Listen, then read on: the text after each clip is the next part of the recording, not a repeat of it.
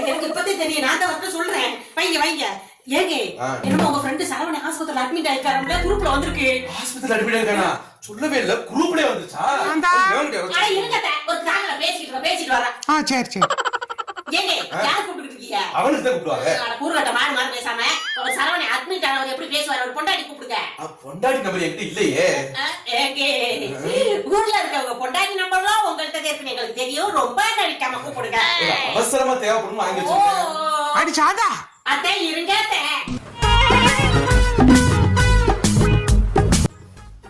Hello ஏமா, என்னமாச்சு சரவணனுக்கு? Night சாம்பார்ல சாப்பிட்டு படுத்த வருது, இன்னும் கண்ணு முழிக்கல. 10 நாள் ஆகும் டாக்டர் சொல்லிட்டாரு. நைட்டு சாம்பார் சாதம் சாப்பிட்டு படுத்த வந்தானா? 10 நாளாவது கண்ணு முடிக்கன்னு டாக்டர் சொல்லிட்டாரா? அந்த சாம்பார்ல கொஞ்சம் பாக்கி இருக்கான்னு கேளுங்க, உங்க அம்மா கூப்பிட்டுட்டே இருக்காங்க.